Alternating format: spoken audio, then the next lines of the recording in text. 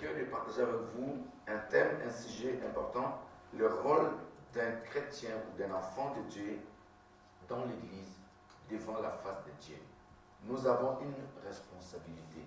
Nous sommes un peuple qui a reçu la responsabilité de glorifier Christ sur cette terre. Jésus est monté au ciel.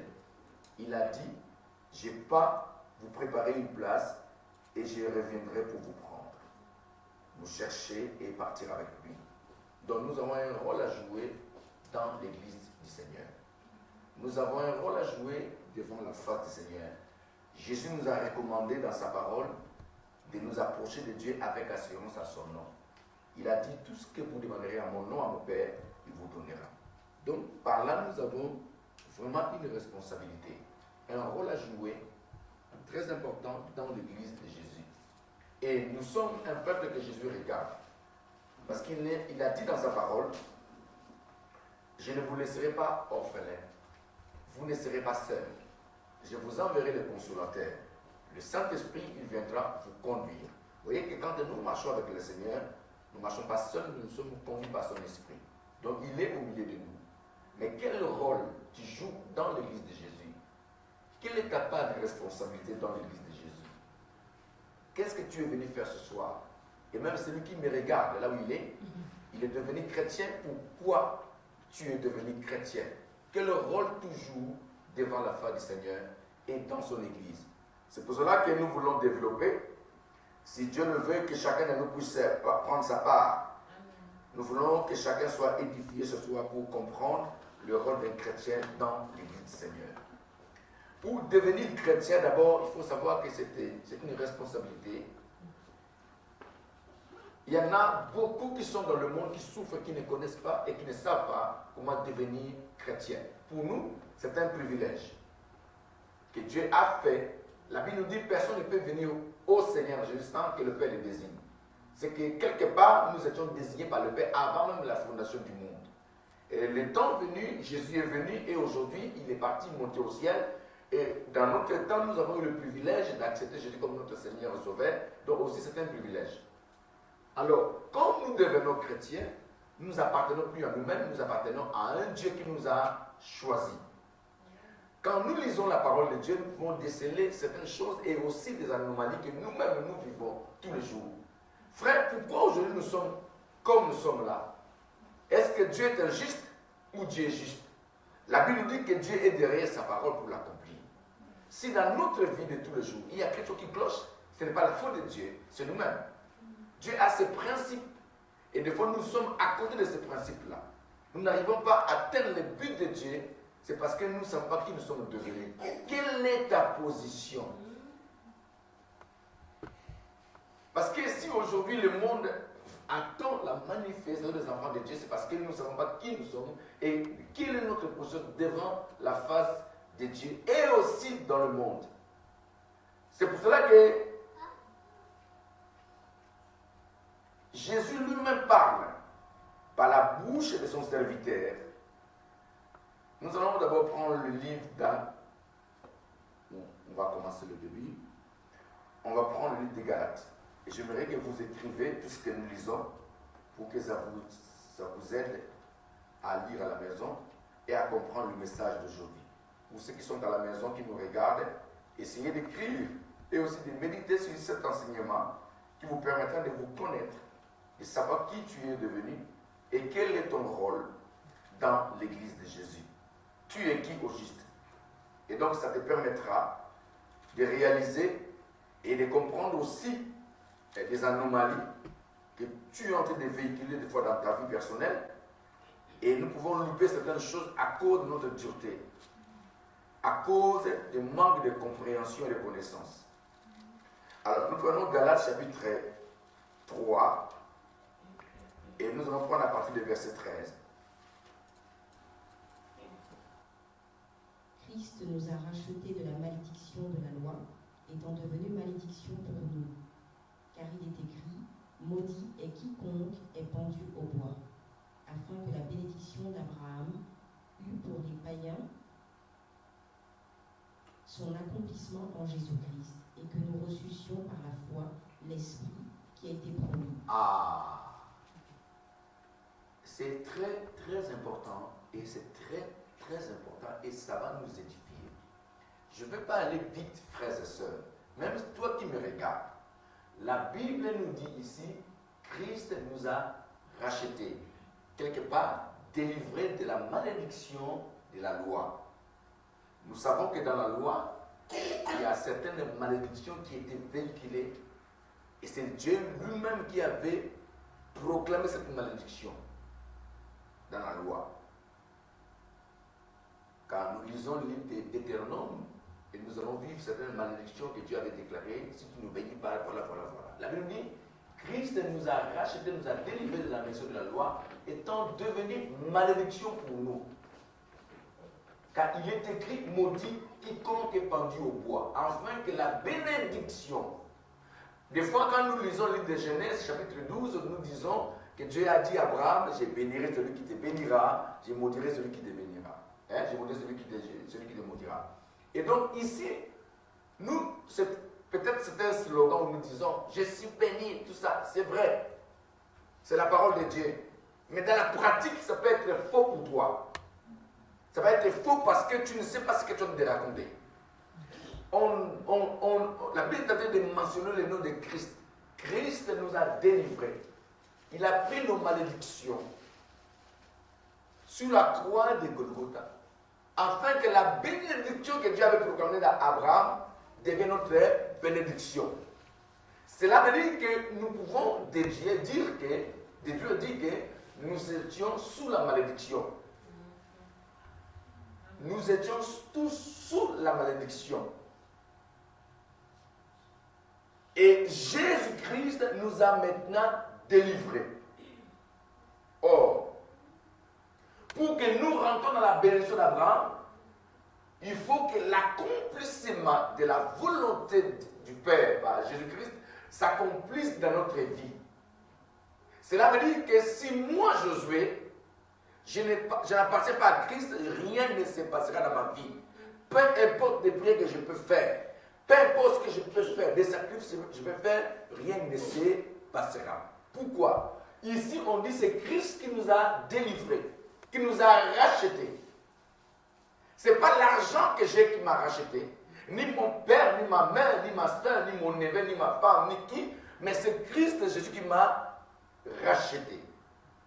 Alors, dans cette dimension-là, il faut que nous puissions chercher de quelle manière Christ nous a rachetés et depuis qu'il nous a rachetés, qui nous sommes devenus. À chaque fois quand tu lis la parole de Dieu, il ne faut pas se focaliser sur des versets seulement, mais il faut aller jusqu'au bout pour avoir la pensée de Dieu par rapport à ce que la Bible dit ici. Or, dans le livre d'Apocalypse, chapitre 1er, nous allons lire ça. Après, nous allons revenir. C'est très important. On commence dans le verset 4, s'il te plaît. Jean aux 7 églises qui sont en Asie. Que la grâce et la paix vous soient données de la part de celui qui est, qui était et qui vient, et de la part des 7 esprits qui sont devant son trône, et de la part de Jésus-Christ, le témoin fidèle, le premier-né des morts, et le prince des rois de la terre. À celui qui nous aime, qui nous a lavés de nos péchés par son sang, et qui a fait de nous un royaume, des sacrificateurs pour Dieu son Père. Voilà, dans ces versions semaines, ça explique bien. Je vais aller dans le verset 5, mais ça je vais lire. La Bible dit, et de la part de Jésus-Christ, le témoin fidèle, le premier-né des morts, et le prince des rois de la terre. Le prince des rois de la terre. À celui qui nous a aimés, qui nous a délivrés de nos péchés par son sang, à qui a fait de nous un royaume et des sacrificateurs pour Dieu son Père. À lui soit la gloire et la puissance au siècle des siècles. Amen. Nous voyons ici, la Bible va aller plus loin pour expliquer maintenant le rachat, la délivrance. La Bible clame ici que Christ nous a délivrés. Et après avoir délivré son peuple, il a fait de nous un royaume et des sacrificateurs. Or, nous savons que nous venons du monde. Un sacrificateur qui est pris parmi le monde, parmi les païens, doit offrir des sacrifices à qui? À Dieu. selon Hébreux chapitre 5. J'aimerais qu'on lise ça aussi. Là, on dit qu'il a fait de nous un royaume et des sacrificateurs à la gloire de Dieu notre Père, au siècle des siècles. Cela veut dire que chacun de nous était un sacrifice pour Dieu. Chacun de nous, quand quelqu'un vient dans l'église, il accepte Jésus comme son Seigneur et Sauveur, il devient sacrifice, un sacrifice. C'est pour ça qu'on dit un royaume et des sacrificateurs. Nous savons que tous les sacrificateurs qui sont choisis parmi les hommes sont au service de Dieu pour les hommes. Cela veut dire qu'il doit offrir à Dieu des sacrifices. Donc, tu ne t'appartiens plus à toi-même. Tu ne peux pas dire non, moi je décide. Tu n'as pas à décider. Déjà, tu étais esclave pour aller à l'enfer. L'enfer t'attendait. Christ va descendre, va donner sa vie. Il ne t'a même pas posé la question, mais il t'a libéré. Le jour de la confession, tu es venu dans une église, tu as accepté Jésus-Christ, tu étais libéré du monde pour appartenir à qui? À Jésus. Donc à Dieu par Jésus-Christ.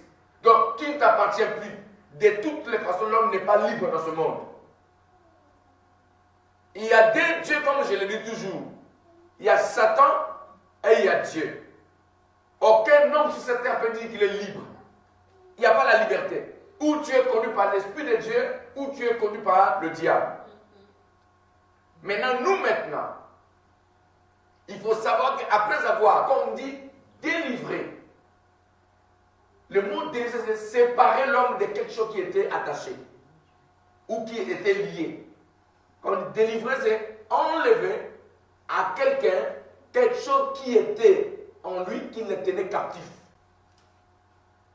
C'est-à-dire, on lui délivrer quelqu'un. Or, Christ va payer le prix pour nous délivrer de tout ce qu'on avait.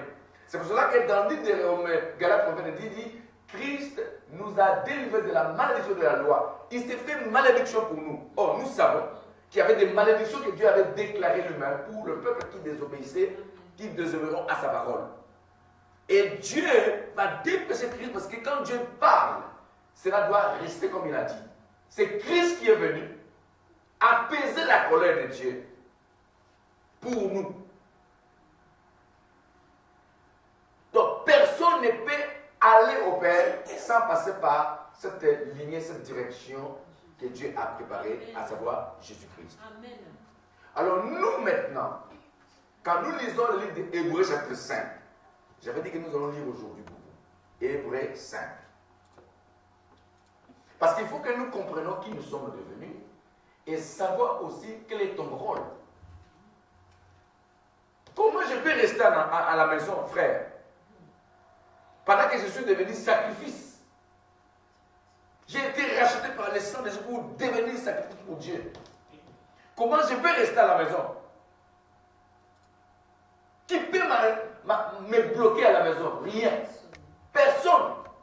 Ni la mort, ni les problèmes, ni la hauteur, ni tout ce qui peut se nommer dans ce siècle, même dans les siècles, rien ne peut me séparer de l'amour du Seigneur. Alléluia. Hébreux chapitre 5. En effet, tout souverain sacrificateur pris parmi les hommes est établi pour les hommes dans le service de Dieu, afin de présenter des offrandes et des sacrifices pour les péchés. En effet, tout souverain sacrificateur pris du milieu des hommes est établi pour les hommes dans le service de Dieu, afin de présenter des offrandes et des sacrifices pour le péché. Cela veut dire quand nous venons à l'église ici, quand nous faisons tous les services, nous disons au Seigneur, c'est toi qui nous as délivrés de nos péchés. Et nous voulons te bénir, même au-delà même.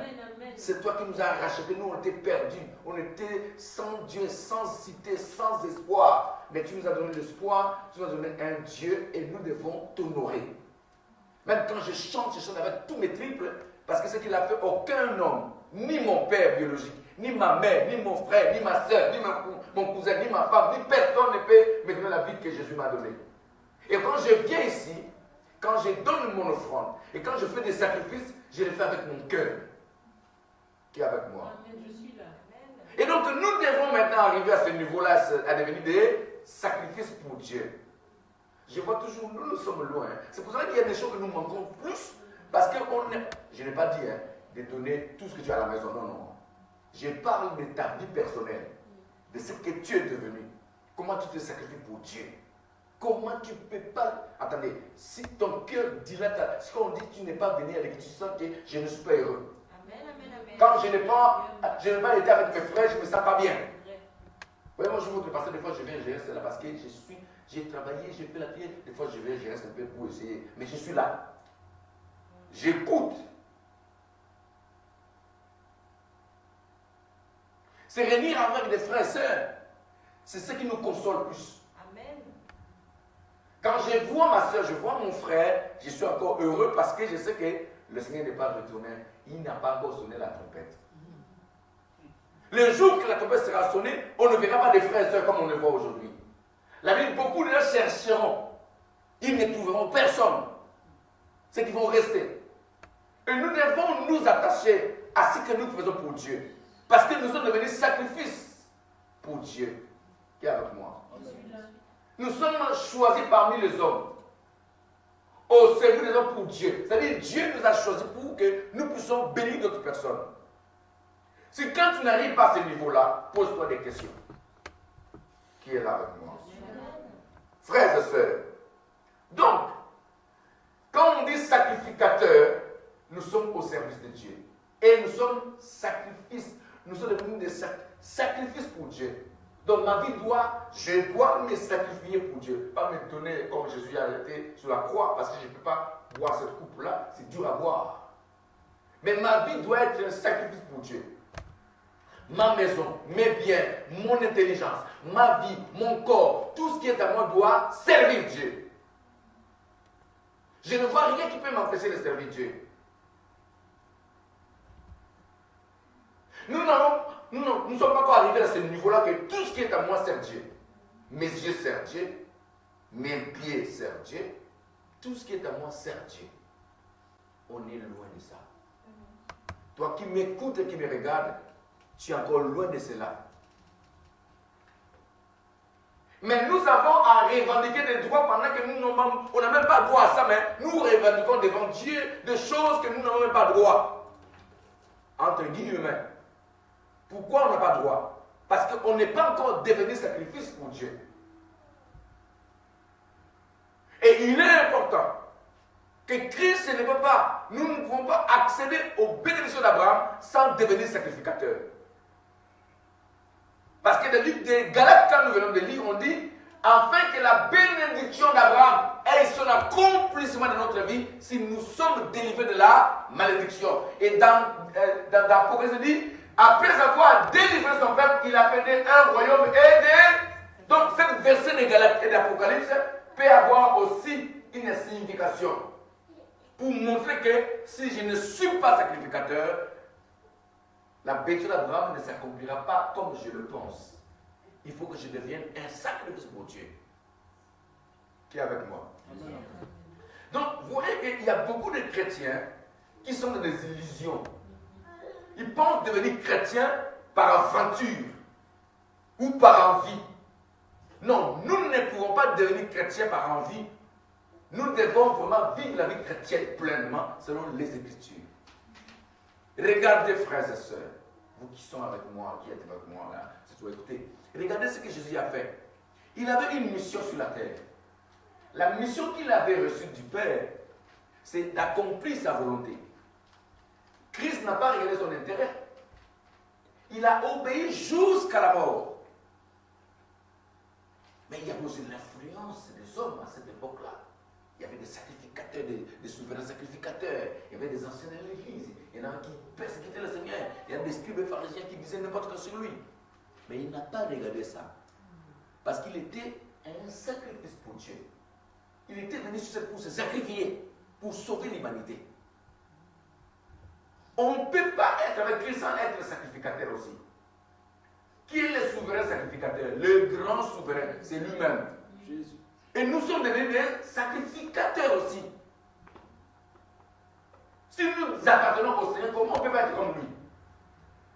Il a enduré des souffrances qu'on ne peut même pas, nous, on ne vit même pas ça. Il a dormi dehors. dans le froid. Il a été insulté, frappé. Il vivait, des fois il ne mangeait pas, il dormait sans manger. Nous on mange, on dort bien. On a des congélateurs, des frigos pleins, des appartements, des lits convenables. Pour beaucoup qui dorment dans les lits convenables. Des matelas sophistiqués. Jésus n'avait pas de matelas, si vous le savez. Il dit, les fils de l'homme n'ont pas un endroit pour mettre sa tête. Il dormait où? Dans le désert, des endroits bizarres. Le jour même de sa naissance, il était né où? Dans des animaux. Toi, tu es né dans une maternité très sophistiquée. Bien, comment on dit? Bien, comment dire, quand on entre, on met des pieds de chaussures pour ne pas... Voilà. Il a été là pour ça, pour se sacrifier. Et tu ne peux pas appartenir à Jésus sans être aussi un sacrifice. C'est pour cela que les églises en France et derrière ne vivent pas la gloire de Dieu parce que jusqu'aujourd'hui, ils sont que des chrétiens qui viennent à l'église seulement pour admirer la beauté de la salle. Pour dire, ah, j'ai pas envie de jouer à l'église, je reste à la maison. J'ai pas envie aujourd'hui. Est-ce que ton corps a senti vraiment que ça ne va pas? Que je ne peux pas. Ton corps ne peut pas, n'accepte pas. Mais tu dis, tu iras.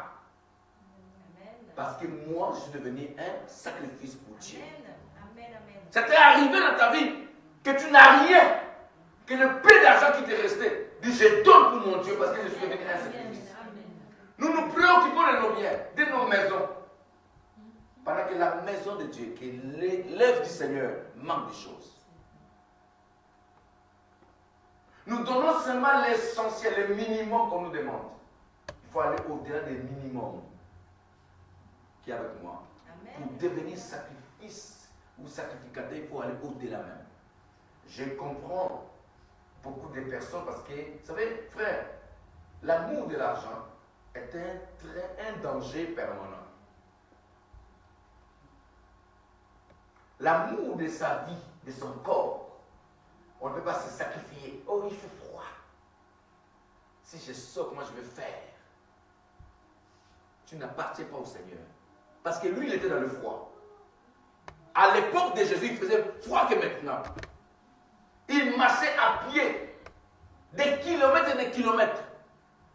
Parce qu'il avait une mission à accomplir. Nous aussi, nous avons une mission à accomplir. Donc le froid de l'extérieur ne peut pas me buter pour ne pas venir. Il ne peut pas m'empêcher de venir à l'église. C'est vrai, amen. Mais beaucoup de gens, ils se conforment au siècle. Il fait froid, je reste à la maison. Non, moi je ne sais pas. Moi, jusqu'aujourd'hui, nous disons que cette année c'est notre année, 2014 c'est notre année, mais nous devons nous ressaisir. Amen, amen, amen. Et accomplir la volonté de Dieu. Amen. Être pour Dieu des sacrifices. Des sacrifices. Un royaume, il a fait de nous un royaume des sacrifices. C'est des personnes qui doivent se sacrifier pour lui. L'humanité attend nous. Et quand est-ce que nous allons nous manifester? À quel moment nous allons prouver que Dieu existe? Amen. Nous disons que cette année c'est notre année. Alors comment nous allons faire avec cette année? Comment faire? Être courageux, amen. Au nom de Jésus. Il faut que nous puissions devenir des sacrifices. Dites Amen. Amen, amen. Toi qui me regardes, dites Amen. Amen. Il est important. Donc nous voyons un premier rôle important qu'on doit jouer, être un sacrifice pour Jésus. Donc pour Dieu, par Jésus-Christ. Mais est-ce que nous le sommes? Quand on dit sacrifice ou sacrificateur, c'est que nous sommes des serviteurs. Nous sommes au service de Dieu. Alors qu'est-ce qu'il dit l'Éternel? Il donne une loi, un ordre à Moïse. Quand nous lisons le livre de Exode, Exode 23, à partir de verset 25.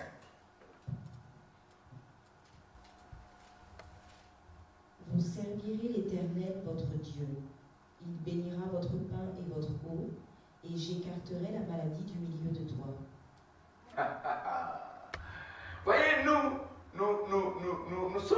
je dis les chrétiens sont spéciaux. Quand on parle du mot servir, c'est être un sacrifice. Servir, ce n'est pas parce que moi je prêche la parole que je suis un serviteur de Dieu. Non. Arrêtez. Ça, ce n'est pas ce qu'on appelle un serviteur. Ce sont des personnes qui sont en train de témoigner Christ. Qui sont en train de témoigner ce qu'il fait. Mais être un serviteur, c'est que quand je deviens un sacrifice. Ma vie ne compte plus. C'est pour ça qu'il dit aux enfants d'Israël, il dit, vous me servirez. Il dit, vous servirez l'Éternel votre Dieu et il bénira vos pains. C'est conditionnel. Pour rentrer dans la bénédiction, il faut être un sacrifice. Jésus-Christ était un sacrifice. Et après avoir accompli la volonté du Père, il a été élevé, glorifié. Et ici, Dieu donne un ordre. Vous servirez l'Éternel votre Dieu et il bénira vos pains et vos eaux. Et j'éloignerai la maladie du milieu de toi. Il n'y aura dans ton pays ni femme qui avorte, ni femme stérile. Je remplirai le nombre de tes jours. Ça veut dire que quand je deviens sacrificateur, sacrifice pour Dieu, je suis au service de Dieu. Ma maison, mes biens, ma voiture, tout ce que j'ai est au service de Dieu. Je ne laisserai rien au hasard. Ou décoter pour dire non, c'est pour moi. Non, tout ce que nous avons appartient à qui? Parce qu'il nous a délivrés de la malédiction. Après avoir délivré son peuple, il fait un royaume et des sacrificateurs. Tout ce que j'ai maintenant à ce moment-là appartient à qui? À Dieu.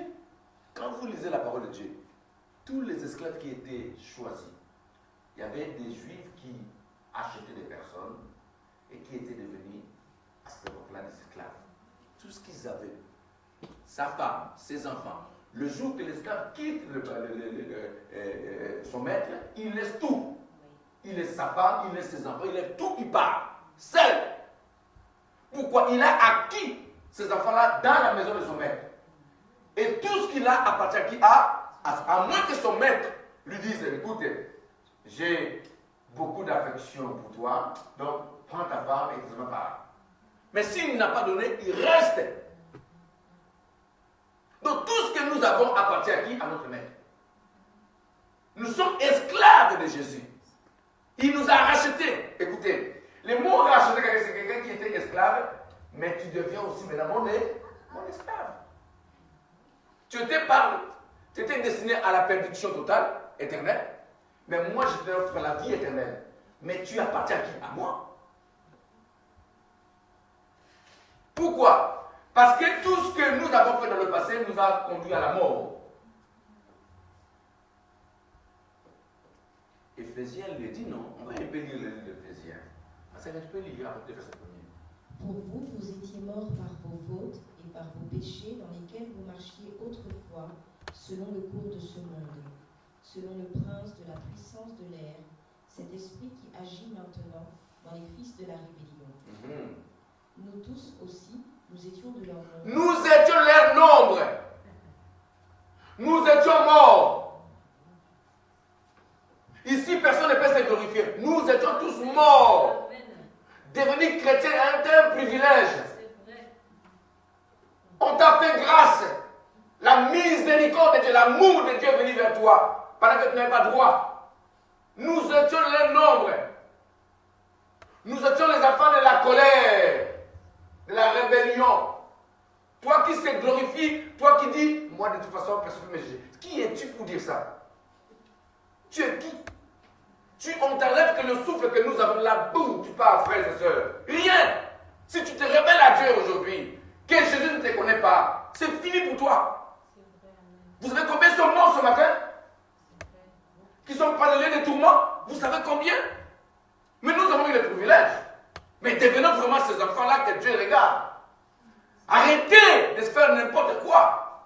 Arrêtez de dessiner la place de Dieu. Quel est ton rôle dans la maison de Dieu? Quel est ton rôle dans l'église du Seigneur? Quel est ton rôle devant la face de Dieu? Comment tu peux dire que moi je suis libre? Dans quoi tu es libre?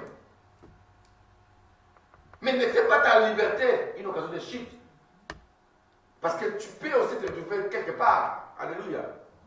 Ma soeur, tu peux continuer la lecture.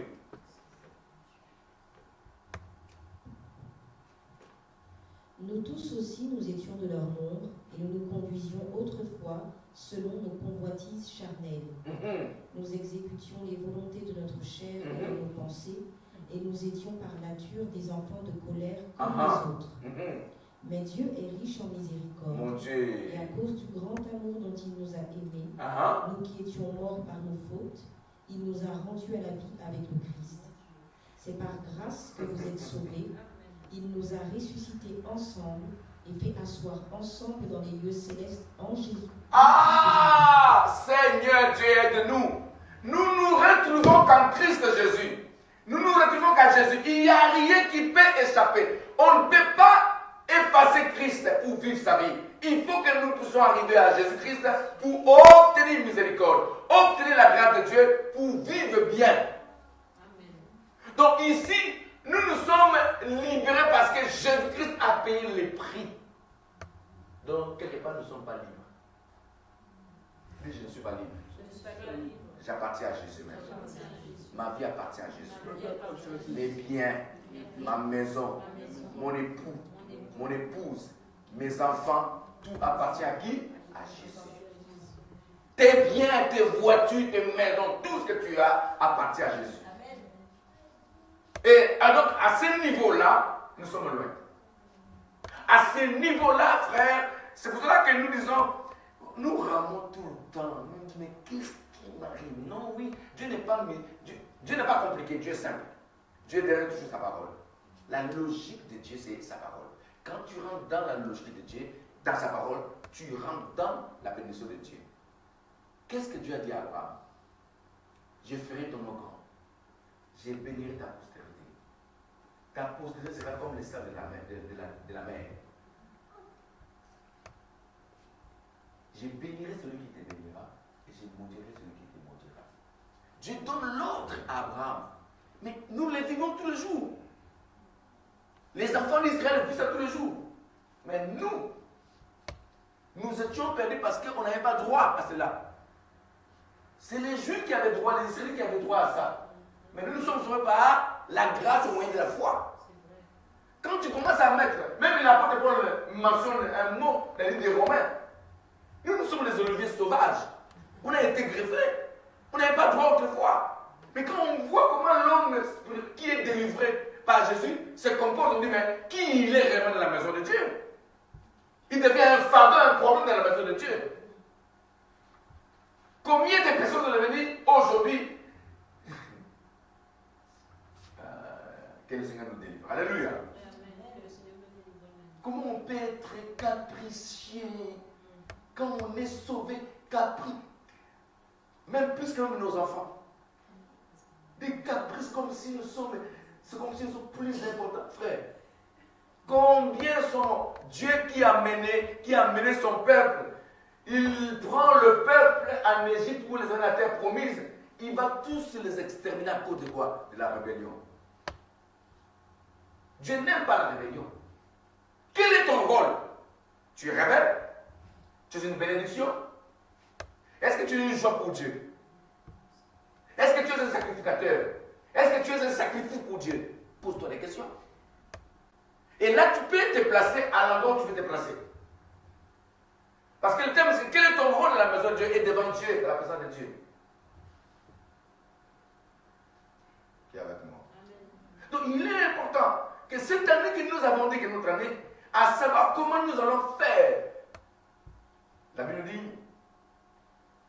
il faut faire attention à la manière dont tu poses, où tu travailles sur le fondement. Il faut faire attention. Ne prends pas ça à la légère, ou jouer. Pour que Jésus arrive à être un fondateur, un fondement pour nous, c'est qu'il a payé beaucoup de prix. Ne négligeons pas tout ce qui est. Ne foulons pas la grâce de Dieu au pied. Ne commencez pas à jouer avec le Seigneur. Le prix qu'il a payé, aucun homme sur la terre a payé ce prix. Amen. La coupe était dure à boire. Il a fait ça parce qu'il a obéi jusqu'à la mort. Et Dieu a élevé son nom souverainement au-dessus de tous les noms. Et tout genou fléchira et tout blanc confessera qu'il est Seigneur. N'oublions pas que cette sacrifice, personne de nous peut le faire, peut l'accomplir. Et nous baptisons seulement sur Jésus-Christ. Et donc, devenons maintenant des acteurs dans cette lignée-là. comme il a été lui-même le maître. Alléluia. Amen. Donc nous voyons par là, nous sommes au service de Dieu. Vous me servirez et je vous bénirai. Et comme je viens de dire, servir, ce n'est pas le fait que j'ai chanté, parce que j'ai prié. Non, ça c'est pour moi. Le fait que je suis devenu un sacrifice. Je fais des choses qui me dépassent moi-même. Pendant que mon corps refuse, mais moi je le fais. Pendant que mon époux ou mon épouse refuse, mais moi je suis là. Pendant que je suis fatigué dans ma chair, mais je suis là. Pendant que je sens que ça ne va pas, mais je suis là. Pendant qu'on me réveille à 2 heures pour prier, je prie. Parce qu'il faut faire des sacrifices au moment où ton corps ne répond pas. C'est là où on dit il est devenu ça, sacrifice. Mais quand je fais les choses pendant que tout va bien, non. Alléluia. Alléluia. C'est ça, sacrificateur. Parce que si nous prenons des sacrificateurs à l'époque d'Abraham ou de Moïse, ils étaient au service de Dieu. Aaron et ses fils avaient laissé leur maison et ils habitaient dans la tente de rencontre, dans la tente d'assignation pour Dieu. Exemple des Lévites aussi. Ils étaient choisis, ils étaient extraits du monde, de leur famille pour vivre dans le tabernacle, pour servir Dieu. Ils étaient dans le temps au service de Dieu. Ils avaient même leurs habillements conçus par l'Éternel. Ils n'avaient pas de rapport avec le monde extérieur. Ils étaient... Nous, aujourd'hui, on néglige la mission. Nous nous préoccupons plus de nous-mêmes, de nos maisons, de nos projets. Donc, les gens se conforment au siècle présent. L'apôtre Paul dit, ne vous conformez pas au siècle présent. Soyez renouvelés. Je peux faire 5 heures de la présence de Dieu, où est le mal? Même si je devais le matin. La prière que nous avons mis en direct. Il y a d'autres personnes qui ne... Il y a d'autres jours, les gens, des fois, je suis fatigué. C'est important ça. Qui vous a dit que ce n'est pas important? On ne néglige pas les choses spirituelles. Dans le jour où tu dis que ce n'est pas important, c'est le jour de ta bénédiction. Si tu es dans un sacrifice pour Dieu, tu n'as pas le choix. La cognée est mise à la suite, tu ne peux pas réclamer. C'est le temps de Dieu, c'est le temps de Dieu. Amen. Qui est avec moi. Vous voyez que nous ne sommes pas encore devenus sacrifices. Nous sommes dans l'étape des chrétiens adorateurs. Même les adorateurs, attendez, nous allons lire ça. D'ailleurs, déjà chapitre 4.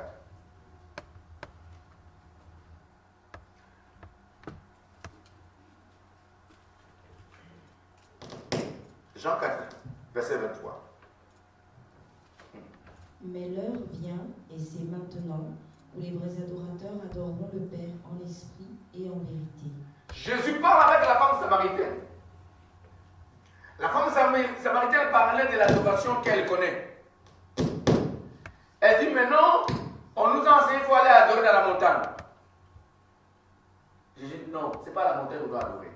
L'heure vient, elle est déjà venue, que les vrais adorateurs adoreront le Père en esprit et en vérité. Deux dimensions, l'esprit et la vérité.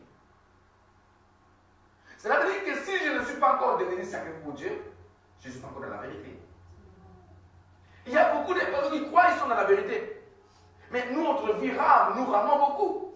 Pourquoi on peut ramer comme ça? Parce que nous ne sommes pas encore vraiment dans la vérité. Il y a certaines choses dans notre vie qu'on a privilégiées. L'homme est égoïste de lui-même. L'homme se conserve, il se protège. Tu te protèges, tu te détruis au fur et à mesure. Celui qui voudra sauver sa vie, il la perdra, dit le Seigneur. Nous sommes devenus sacrifices. Il nous a délivrés. On n'avait pas le droit de vivre normalement. C'est à cause de son amour. Donc, troisième chose, nous voyons, nous devenons adorateurs. Le mot adorateur, tu es devenu une offrande. Quand quelqu'un est devenu adorateur, c'est qu'il est offrande de Dieu. Rappelez-vous, quand nous lisons le livre de Genèse, chapitre 22, Abraham va prendre son fils. C'est pour la première fois qu'il va monter à la montagne et dire à son fils, tous les deux nous irons à adorer. Or, son fils était appelé être une offrande à Dieu. Il devait offrir son fils. sacrifiés sont faits pour Dieu. Mais il dit, nous irons tous les deux à adorer. Donc quand on dit que nous sommes des adorateurs, c'est que nous sommes des sacrifices.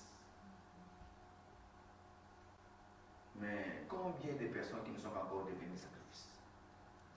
Ils chantent Dieu, ils adorent. Mais à zéro. Quand on touche leur vie, la chaise se réveille. On dit, mais est-ce que vraiment nous sommes devenus vraiment de vrais chrétiens, nés de nouveau, renouvelés, transformés par le renouvellement de l'intelligence? Est-ce que nous sommes devenus vraiment des vrais? Et aujourd'hui, il y a beaucoup de chrétiens qui viennent à l'église, qui ne sont vraiment des vrais chrétiens. Ils contestent contre Dieu, ils méprisent l'autorité, ils jouent avec Dieu. Ils n'ont même pas le respect de l'autorité établie, même de l'autorité de Dieu lui-même. C'est pendant que nous discutons avec Dieu, on l'honore Père. On ne l'honore pas comme Père. On voit comme s'il n'est pas important. Combien de personnes aujourd'hui trouvent que ce que nous faisons n'est pas important? On le prend en second lieu. Oh, il dit quand tu aimeras Dieu de tout ton cœur. Donc quel est ton rôle dans l'église du Seigneur? Tu es qui aujourd'hui dans la maison de Dieu?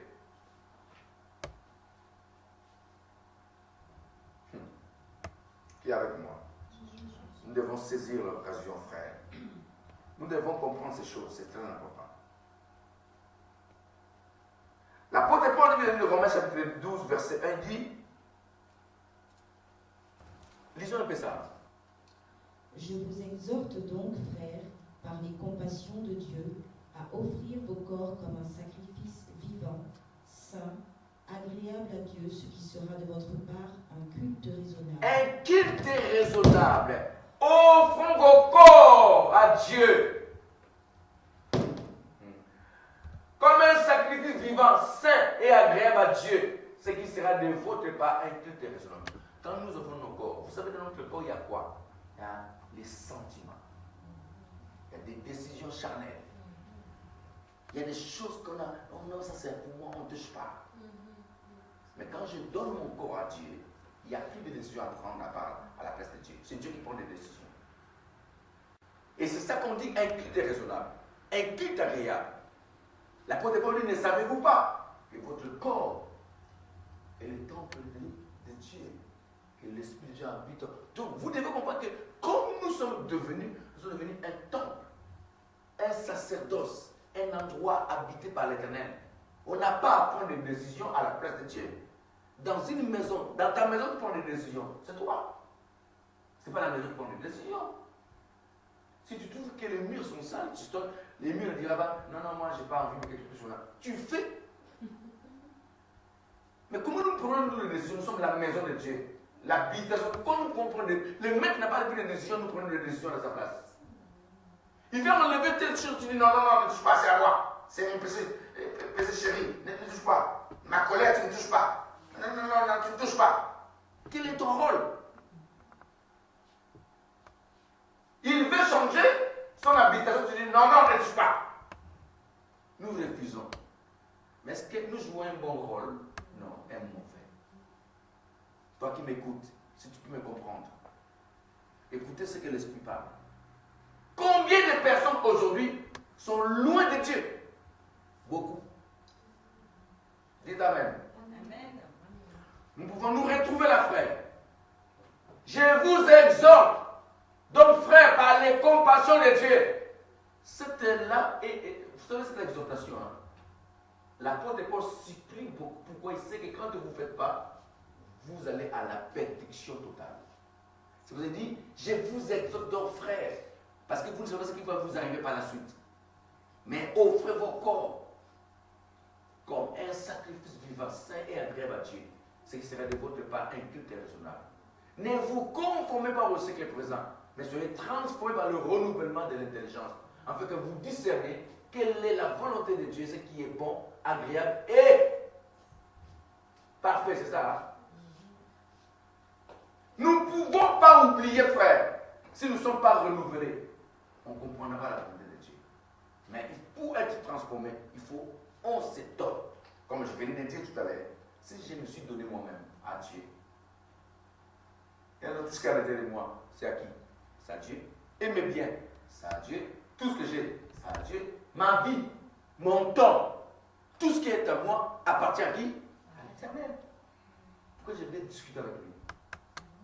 C'est me dit Josué, l'argent là tu as mis de côté là, j'en ai besoin, je donne. Si demain nous avons un besoin important, et que si j'ai l'argent, moi Josué, j'ai mis de côté, et que ce besoin-là est tellement important pour Dieu, je donne, je me sacrifie.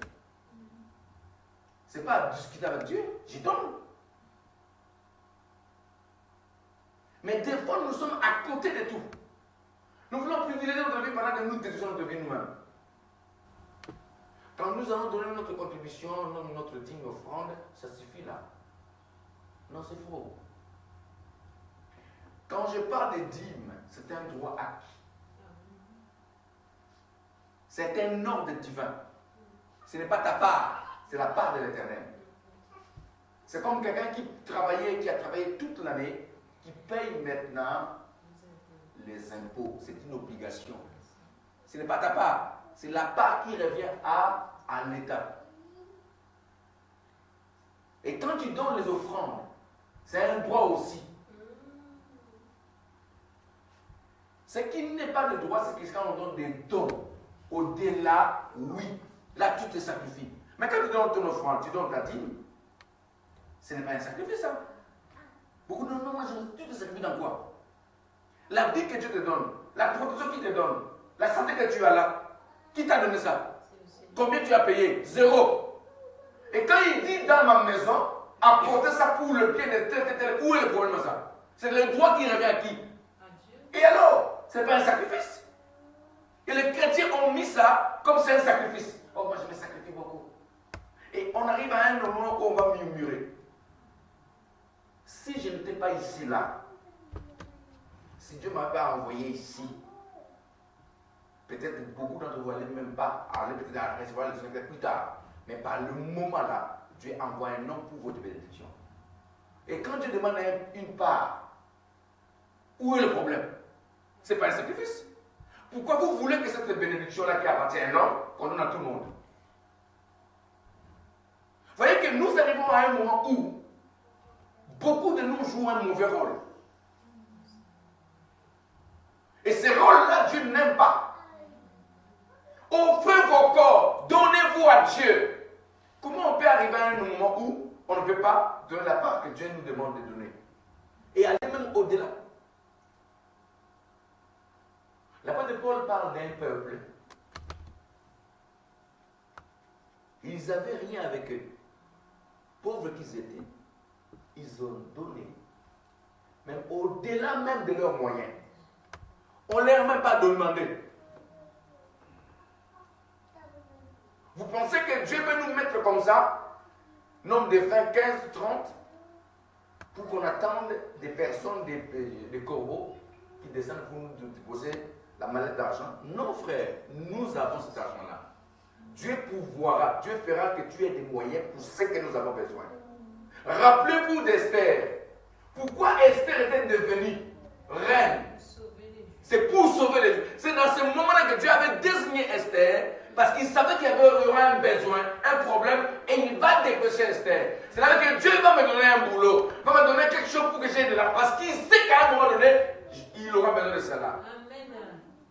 Mais pour qu'on arrive là, il faut vraiment... Dieu ne fait pas les choses au hasard. Tout est planifié par l'Éternel. Mais comme nous sommes mauvais, nous n'arrivons à comprendre la pensée de Dieu. Nous allons dire, mais non, ça c'est à moi. Si Dieu enlève justement la santé, tu n'iras nulle part, frère. Ma soeur, tu vas dormir à la maison. Il enlève seulement. Mais deux fois, nous discutons avec Dieu. Moi, ce que je vais vous dire, qu'est-ce qu'il a dit? Qu'est-ce qu'est l'offrande? C'est nous. Nous sommes des offrandes. Ma vie est une offrande à Dieu. Et dans cette offrande-là, je fais des sacrifices. Pas parce que j'ai donné ma dîme. Parce que j'ai donné le... Non, non. Parce que je vais au-delà même. La dîme, ce sont des prémices. Premier fruit, le jour que j'ai mon salaire. Si tu gagnes 1200 euros, tu enlèves 120 euros. Si tu enlèves peu, tu n'as pas donné ta dîme. C'est que si tu gagnes 1200 euros, tu prends 5 euros, tu donnes, tu n'as pas donné ta dîme. Tu as volé. Tu es un voleur. Et bien, regarde, les voleurs n'hériteront pas le royaume de Dieu. C'est quelle partie en train de voler? Je ne vois pas quelqu'un qui a travaillé toute l'année et que les impôts ont envoyé une somme de 530 euros qui donne 500 euros et quelques euros. Le huissier vient chez toi un jour. Pourquoi? Parce que tu n'as pas donné la totalité. Il y a des chrétiens comme ça. Ils gagnent plus, ils donnent moins. Amen. Pour faire face comme si, bon voilà, bon, on voit que j'ai donné. Tu trompes qui? Pas un homme, hein, mais Dieu. Donc, quelque part, tu rentres dans les critères des voleurs. Oh, lisons bien la parole de Dieu. Les voleurs, tous les menteurs, ils n'ont pas la place dans le royaume de Dieu. Les places c'est où? Dans les temps de... Vous voyez qu'il y a, si je peux énumérer beaucoup de ce qu'on fait, frère, nous allons revoir notre vie spirituelle. C'est dangereux ça. Un chrétien qui ment, qui vole Dieu et qui dit qu'il est chrétien, il faut qu'on se pose des questions. Tu prives qui? La personne qui vous passe la parole? Non, tu te prives toi-même. Ça c'est l'égoïsme, c'est satanique ça. Parce qu'un enfant il doit être honnête. Je me suis offert à Dieu, je me suis sacrifié pour Dieu, pourquoi je vais mentir à Dieu alors? Si tout est à moi appartient à l'éternel, pourquoi je vais mentir? Il y a des gens comme ça, des chrétiens comme ça, qui volent quelques centimes, quelques euros, pour gagner quoi? Rien du tout. Alléluia. C'est-à-dire, si nous voulons aller dans les détails, pourquoi la dîme? Pourquoi la dîme? Il y a même des gens qui ont dit la dîme, mais c'était dans l'Ancien Testament. Il y a beaucoup d'églises comme ça. Hein? L'Ancien Testament. Alors, dites-moi maintenant, l'ouvrier qui travaille, quelle est sa part? Parce que les offrandes, ce n'est pas le droit d'un ouvrier. Les offrandes, c'est pour... On donne à Dieu, c'est pour faire l'œuvre, la mission de Dieu. La dîme jamais a été un droit à payer la salle à faire. Non, non. C'était pour la personne que Dieu a consacrée. Et il devenait une bénédiction. Ici, son cœur est dans la joie. Et si cette personne n'a pas il n'est pas dans la joie, rien. Il n'y a pas de désordre dans la maison. La maison de Dieu, ce n'est pas la démocratie, la théocratie. Quand quelqu'un n'a pas fait cet ordre-là, il a volé qui? Dieu. J'aimerais qu'on lise ça. Je vais souligner ça parce que c'est très important. Regardez. Nombre, chapitre 18, verset 19. Je vais lire ce verset-là. C'est très important. Je te donne à toi, à tes fils et à tes filles avec toi, par une prescription perpétuelle, tout ce que les Israélites prélèveront sur leurs saintes offrandes à l'Éternel. Il dit à qui là? Il dit à qui là? Dieu dit à qui là? Il dit à Moïse, je te donne à toi, je te donne à toi, à tes fils et à tes filles, avec toi, par une loi perpétuelle, toutes les offrandes saintes que les enfants d'Israël présenteront à l'Éternel par élévation. C'est une alliance inviolable. Et à... Oh, alléluia!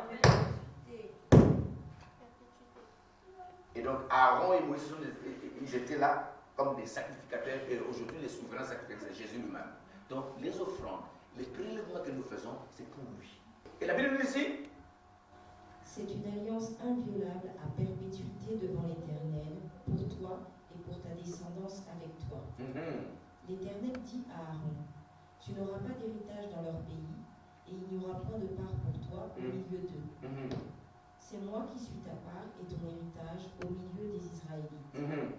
Je donne comme héritage au fils de Lévi toute dîme en Israël. C'est quoi? L'héritage. Je donne comme héritage. Vas-y ma soeur. En échange du service qu'ils font, le service de la tente de la rencontre. Les Israélites n'approcheront plus de la tente de la rencontre, de peur qu'ils ne se chargent d'un péché et qu'ils ne meurent. Les Lévites feront le service de la tente de la rencontre et porteront le poids de leur faute. Ce sera une prescription perpétuelle dans toutes vos générations. Perpétuel. C'est-à-dire, les dîmes sont perpétuels. Ce n'est pas l'Ancien Testament, c'est perpétuel, c'est la loi de Dieu. Personne ne peut changer cette loi-là. Ici, nous voyons, c'est une loi perpétuelle. Parce que tu t'appartiens plus à toi-même, tu appartiens à qui? Tu à Dieu. Comment tu peux avoir un mauvais rôle comme ça? N'enlevez ni un centime. Et ne volez pas. Parce que si tu voles, tu n'hériteras pas le royaume de Dieu. Quel est ton rôle dans l'église du Seigneur? Mon corps est à Dieu, mes biens sont à Dieu, tout ce que c'est à Dieu. Le rôle important de chacun de nous, c'est d'être un sacrifice, d'accomplir la volonté de Dieu. De ne pas voler Dieu, de ne pas discuter avec Dieu. De ne pas faire des... Et vous voyez, ce qui était grave à l'époque, Ananias et Saphira, ils avaient un mauvais rôle à jouer. Ils pensaient avoir un bon rôle à jouer. Et ils se sont concertés pour voler Dieu. Vous savez, il y a des personnes qu'on voit vivant mais morts. Amen.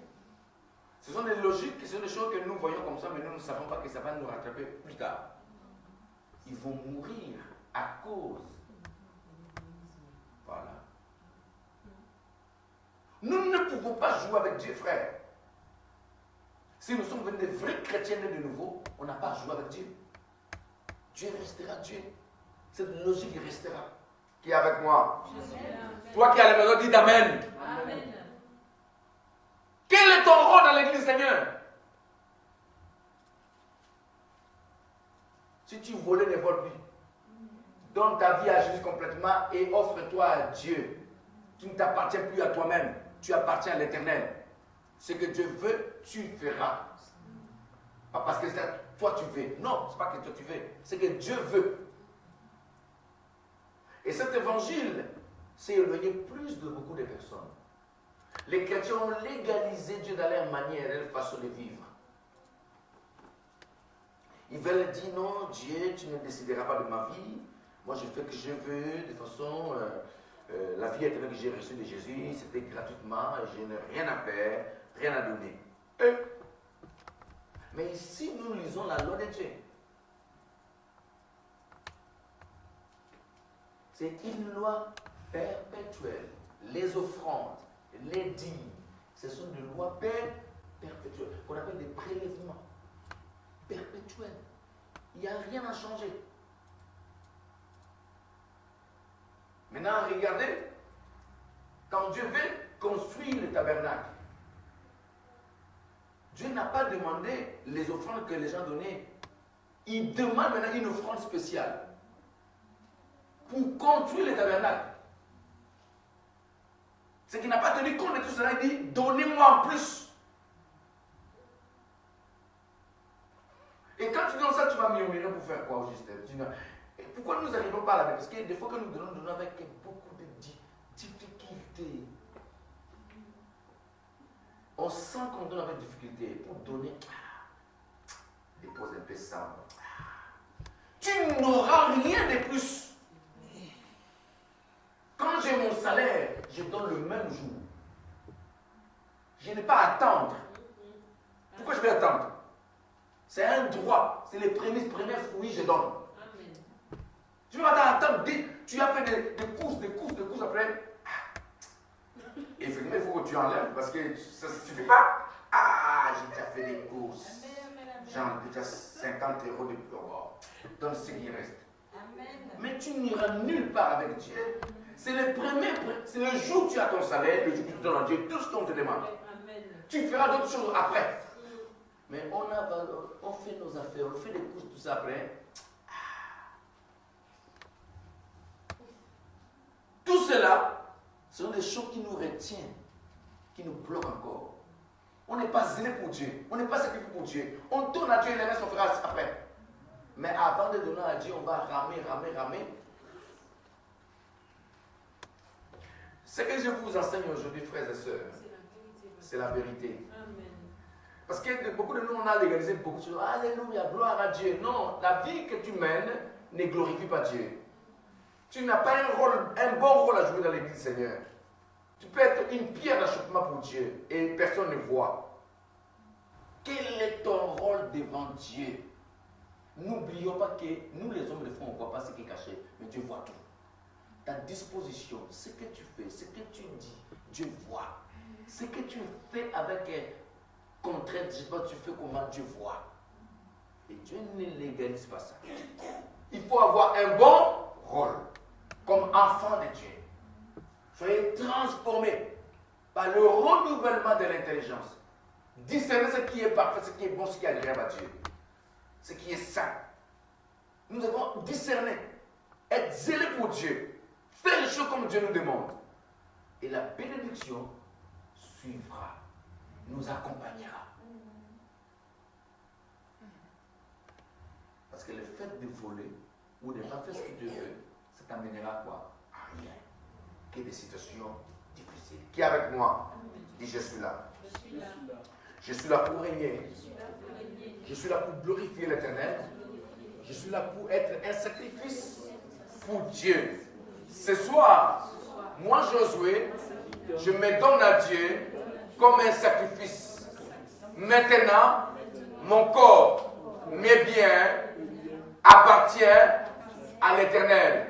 À partir d'aujourd'hui, je vais être honnête devant Dieu. Je vais avoir un rôle, un bon rôle à jouer dans la maison de Dieu et dans la présence de Dieu. Père Céleste, transforme-moi par le renouvellement de l'intelligence. Je vais connaître ta volonté. Aujourd'hui, tu m'as parlé de ta volonté. Donne-moi la force de l'accomplir au nom de Jésus. Esprit de chair, maintenant, je te mets dehors au nom de Jésus. Car mon corps est l'habitation de Dieu. Aujourd'hui, j'offre mon corps à Dieu comme un sacrifice vivant au nom de Jésus. Père Céleste, conduis-moi, transforme-moi. Père, ne me laisse pas tranquille quand je serai dans la rébellion, dans l'échec, au nom de Jésus. Je te donne tout ce qui m'appartient, t'appartient, au nom de Jésus-Christ. Amen. Acclamons le Seigneur. Donc, je voulais aujourd'hui vous apporter cet enseignement pendant que je travaillais, le Saint-Esprit m'a mis ça à cœur. Et donc, il y a des besoins très importants. Et donc, saisissons la grâce de Dieu. N'oublions pas que la vie éternelle, puisque même la vie d'aujourd'hui, ce que nous faisons sur cette terre est éphémère, passera. Mais nous devons construire ce qui est éternel, bâtir l'éternité. Tout cela, ma soeur, mon frère, nous allons quitter cette terre. Mais si on s'appuie sur ça, on sera même déçu. Donc, construisons ce qui est important. L'apôtre Paul dit, attachez-vous aux choses d'en haut. Car c'est ce que cette terre-là sera tout détruit. Alléluia. Que le Seigneur soit béni.